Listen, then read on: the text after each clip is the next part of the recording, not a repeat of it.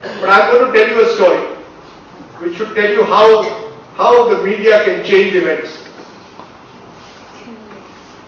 Last year in February, Arvind Kejriwal and Kiran Bedi came to see me.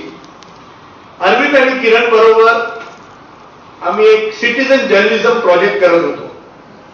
ते म्हणाले की आम्ही लोकपालवर आमचं फोकस आहे, तुम्ही आम्हाला मदत कराल का? तर मी म्हणालो नक्की मदत करू. ते म्हणाले की आम्हाला एक सिग्नेचर कॅम्पेन सुरू करायचं आहे, करप्शनच्या विरोधात आणि जन लोकपालसाठी एक सिग्नेचर कॅम्पेन सुरू करायचं आहे. मी म्हणालो व्हेरी गुड आयडिया, पण टेलिव्हिजनसाठी signature campaign is not good TV.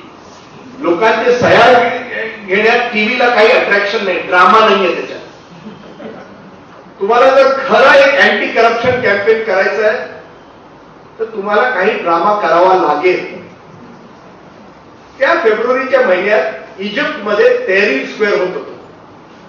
तर मी अरविंदला सांगितलंय, आणि तुम्ही अरविंदची विचारू शकता की इजिप्तमध्ये ते तहरीर स्क्वेअर झालंय, तुम्ही इंडियामध्ये पण एक तहरीर स्क्वेअर करा. तर अरविंद म्हणाला कसं? मी म्हणालो एक ड्रामॅटिक इव्हेंट करा पार्लमेंटच्या बाहेर. मला काही आयडिया नव्हती की कशी ती इव्हेंट करायची आहे. 15 दिवसानंतर अरविंदचा फोन येतो की अण्णा हजारे आमच्या बरोबर आहेत आणि अण्णा तयार आहेत उपोषणवर जायला मंत्रालयाच्या बाहेर मुंबईत. मी अरविंदला म्हणालो गुड आयडिया, पण मुंबईत करू नका, कारण की जर मुंबईत केलं तर ते अण्णाचा आवाज दिल्लीपर्यंत पोहोचणार नाही. कुठे ना कुठे वर्ल्ड कप सुरू होतं तेव्हा. And Arvind Kejriwal is a brilliant communicator.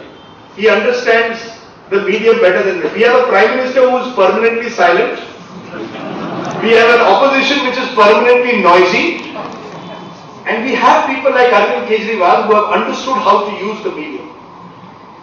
And Arvind's genius is that he realized that if he did this movement while the World Cup was on, between Dhoni and Anna Hazare was a no contest.